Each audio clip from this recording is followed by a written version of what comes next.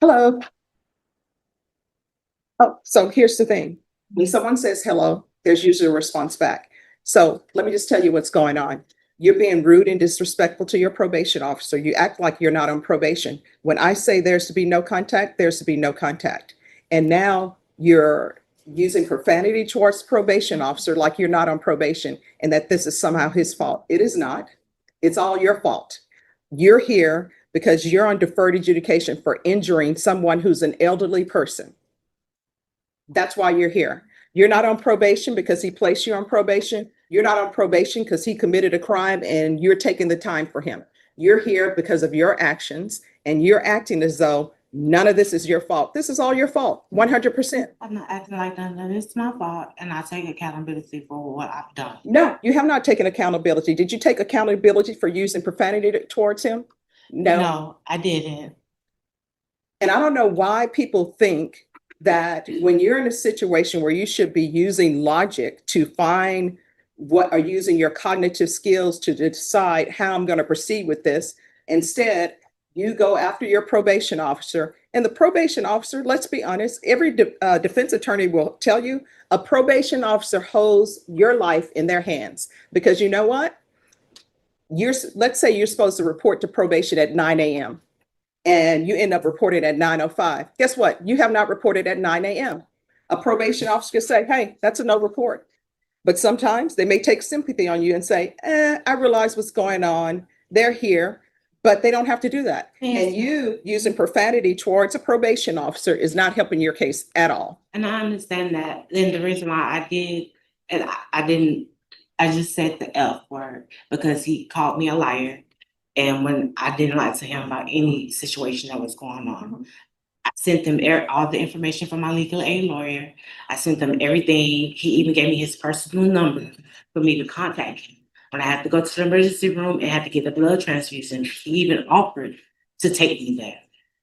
He called. This is not your blood. This is not about your blood. I know it's not about my blood, but it's he basically, when I went to go see him, he was telling me that I lied to him, which I never lied to him about anything. No. This starts with you wanting to go to a location where I said you are not allowed to have contact. That's where all of this came up. Then everything snowballs into something else. Yes, ma'am. And I did exactly what you told me to. I didn't go to that location. I filed my police reports. I did everything that I could do without going to that location. All right, so then that was it. I don't know. What do you expect him to do? Like, I like for people to just put their cards on their table. Sometimes people are like, judge, but I like everybody to have an understanding.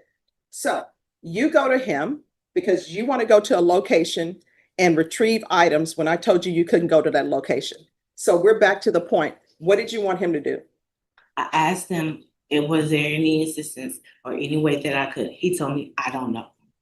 He told me he didn't know, he couldn't help me. So I didn't have no other choice but to call the police, make a police report. I had my daughter, she's 16 years old, to go there. When she went there, she took pictures of everything that was outside.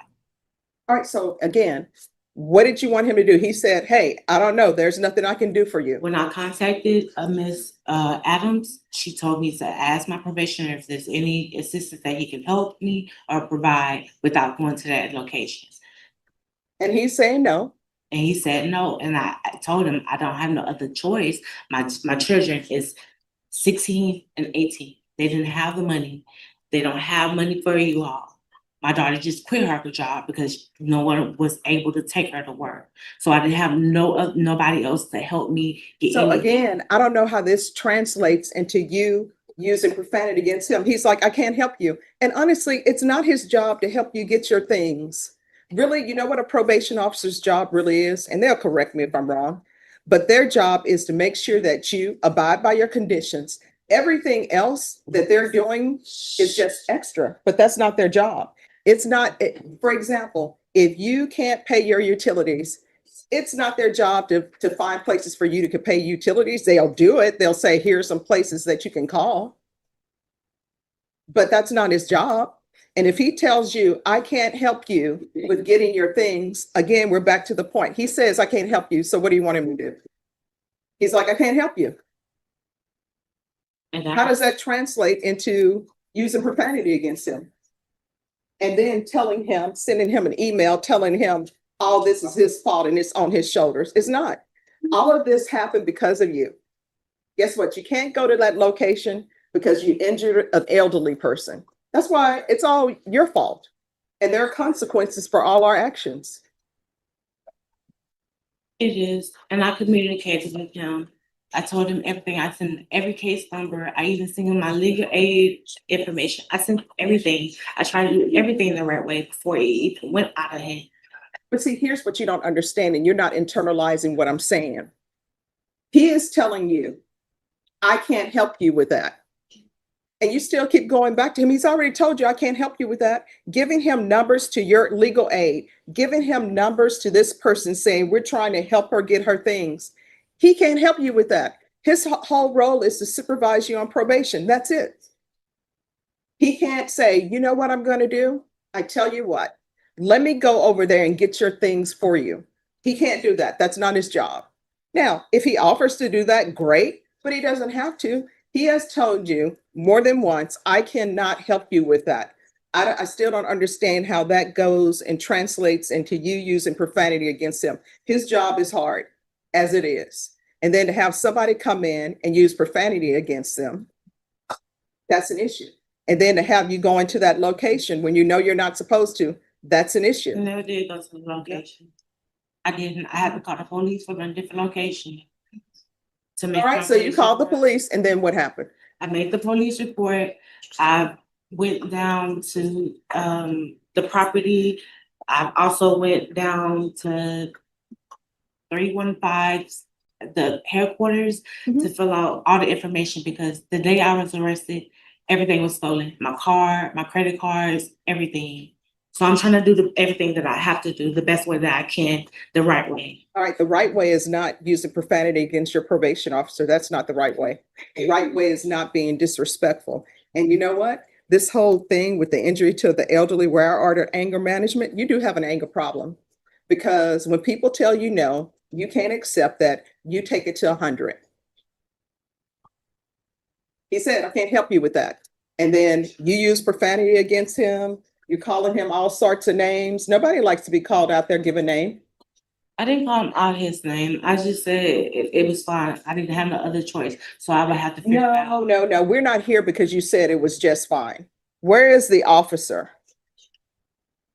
If you could come forward, please. All right. So you're Officer Wolf? Yes, ma'am. All right. So let me ask you a question. Are you able to go to her former location and get her items for her? No, No, ma'am. that's your answer. No. Are you able to file a police report for her so she can get her items? No, ma'am. So he can't do that. So what do you want from him?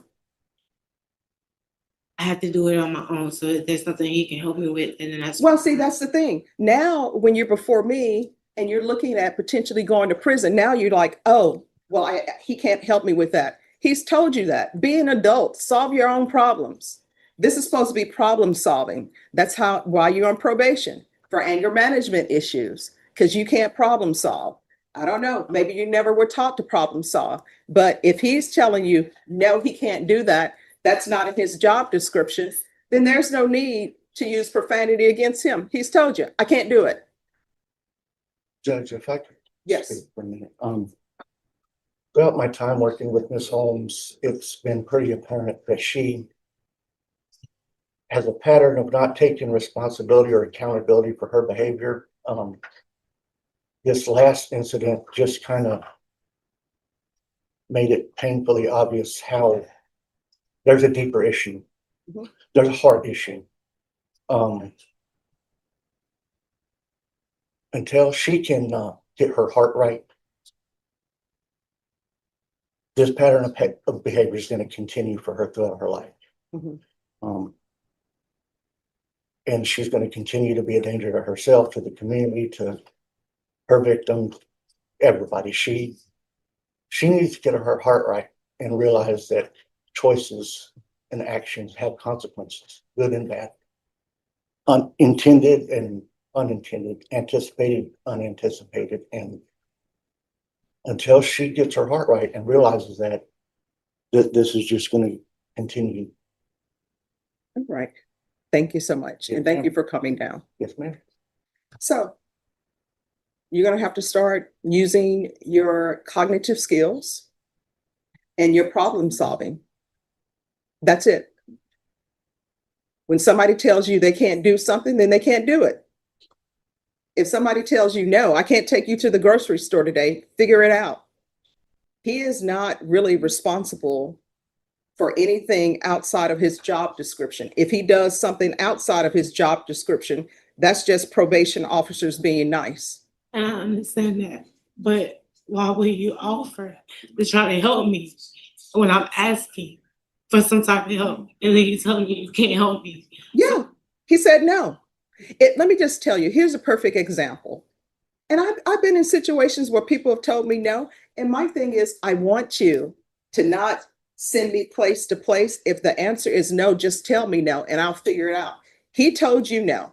If I ask him right now, like for example, I had to rush here this morning because I don't like being late. And I was filling in for somebody else on another matter. And guess what?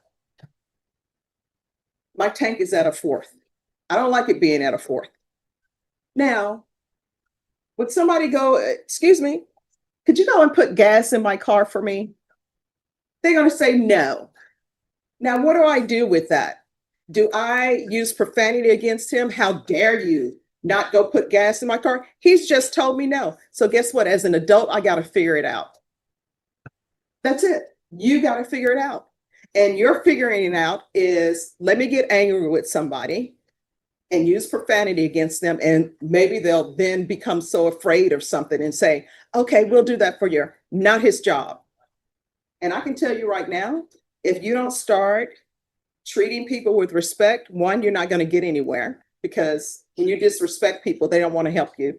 And number two, respect. No, you did not. That's the thing. You're still in this clouds. Like these are not, I don't know how your relationships are outside of this world, but in this world, you need to treat people with respect, whether you respect them or not. Like right now, you can hate my guts all you want to, but you had better say your honor or judge. You understand? You better not be calling me out of my given name, and you better not be calling probation officers out of your given name. I'm sure he told you, no, I cannot help you. And when somebody says, no, I cannot help you with something, maybe you want to ask them again. You ask them again. If you ask the third time, you're begging. And he's already told you he can't help you with that. That is not his job. That is outside his job description. If he decides to help you outside of his job description, just him being nice. You need to figure it out.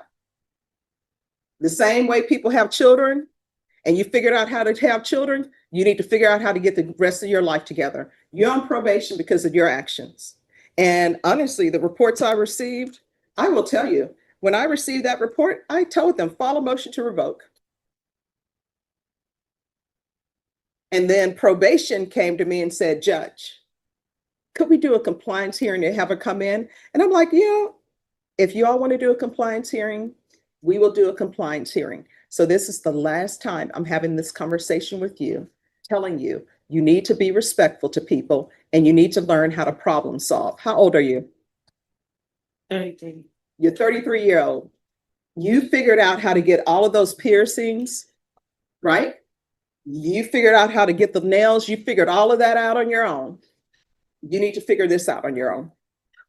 Is there anything else you need from me? No. All right. Does she need to, when is her next report date?